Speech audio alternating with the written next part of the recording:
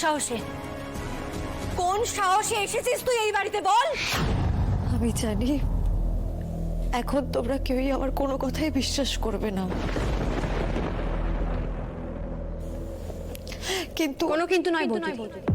আমার মনে হয় উনি যা যা কাণ্ড ঘটিয়েছেন সবটাই আপনি আগের থেকেই জানতেন। না না না শ্যামলী, বিশ্বাস করো আমি কিচ্ছু জানতাম না। আমি তো খবরে দেখলাম অরুণাভ ফেরার হয়েছে,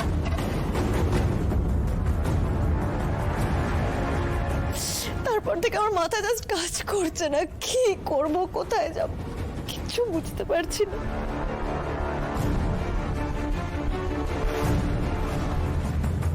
আমার তো যাওয়ার আর কোনো জায়গা নেই, তাই তোমাদের কাছে আশ্রয় চাইতে এলাম। তৃষা, এই ঢুকতে ঢুকতে প্রথম যে কথাটা বললে না, ওটা অ্যাকচুয়ালি তুমি ঠিক কথা বলেছো।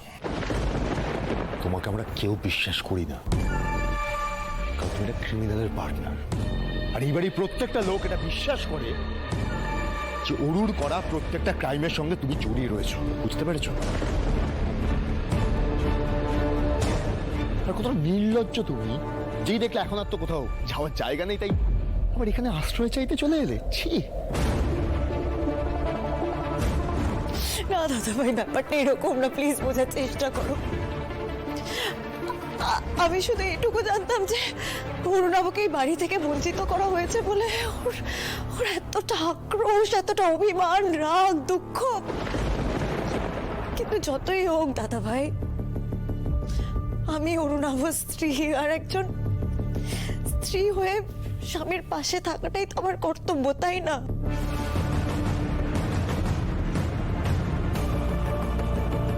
হ্যাঁ, সেটা অবশ্য তুমি ঠিকই বলেছো। তবে তৃষা, সেটা তখনই ঠিক যদি স্বামী মানুষটি ভদ্রলোক হন।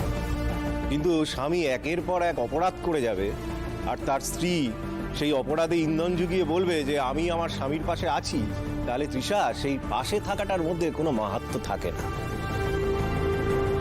ও দাদা ভাইয়া, এখন আমি কোথায় যাবো তোমরাই বলো বড় ভাবে। সেটা এখন আমাদের কেন জিজ্ঞেস করছো তৃষা বৌদি? তুমি নিজেরটা নিজেই দেখে নাও। দেখেছেন তো বৌদিদি, এই জন্যই বলতাম সৎ পথে থাকুন। অন্যের ক্ষতি করে না নিজের ভালো করা যায় না, এটা সম্ভব নয়। যাদের উপর আপনি রোয়াব দেখিয়ে, যাদেরকে অপমান করে এই বাড়ি থেকে বেরিয়ে গিয়েছিলেন, আর তাদের কাছেই আশ্রয় চাওয়ার জন্য ভিক্ষা চাইতে হচ্ছে। তো তোমার তো এত কথা বলার দরকার নেই শ্যামলী। তৃষা এই বাড়িতে থাকবে না।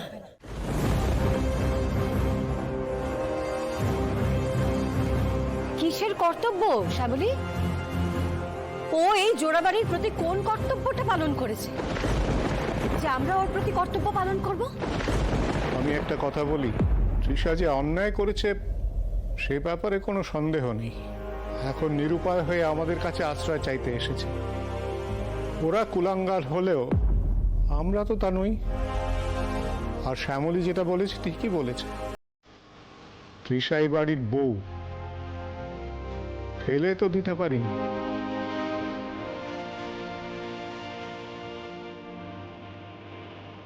হ্যাঁ ছোট দাদু, আমি সেটাই বোঝানোর চেষ্টা করছি।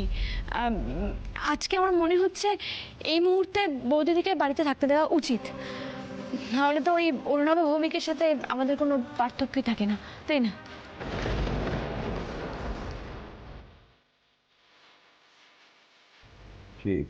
এটুকু চাইবো যে যখন আপনি যে ভালোটা ভেবে সবটা বললেন, তাহলে সেটার মর্যাদা ও রাখবে। আর ঠিক আছে, আপনি যখন বলছেন তাহলে নিশ্চয়ই সবকিছু ভালোভাবে ভেবেই বলছেন। বাবা, আমি জানি যে আমার এই সিদ্ধান্তে তোমার খুব একটা মত নেই, কিন্তু তুমি একবার ঠান্ডা মাথায় ভেবে দেখো আমি কিছু ভুল বলছি কিনা। একবার ভেবে দেখো বাবা।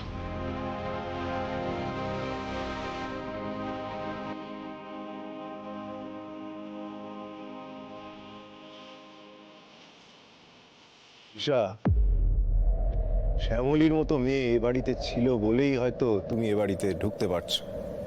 কথাটা মাথায় রেখো। শ্যামলী, পারলে প্লিজ আমাকে ক্ষমা করে দিও। সত্যি তো আমার কাছে কোনো ভাষা নেই তোমার কাছে ক্ষমা চাওয়ার। ট্রাস্ট মি শ্যামলী, সারাটা জীবন আমি তোমার কাছে ঋণী হয়ে থাকবো।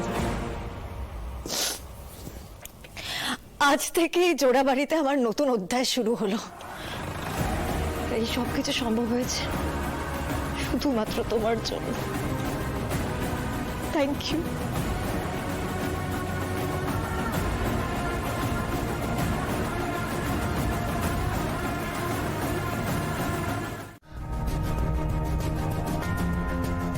দেখুন,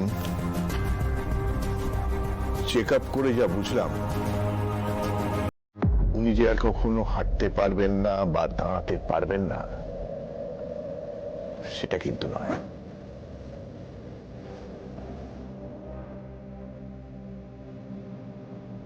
তার মানে আমি হাঁটতে পারবো, এই চেয়ারটা আমার আর লাগবে না, তাই তো? লাগবে না, শুধু এটার জন্য একটা অপারেশন করতে হবে। যদিও এই অপারেশনটা খুব ক্রিটিক্যাল। ওটা প্লিজ যেভাবেই হোক শ্যামলীকে তাড়াতাড়ি সুস্থ করে তুলুন প্লিজ। ডাক্তারবাবু, অপারেশনটা কবে করা যাবে? অ্যাজ সুন অ্যাজ পসিবল, আজ নয় তো কাল। কারণ এরপর যদি আমি কোনোভাবে ব্যস্ত হয়ে যাই তখন তো আর আপনারা মুখে কথা বলবেন না, একেবারে আমাকে কিডন্যাপ করে নিয়ে আসবে না।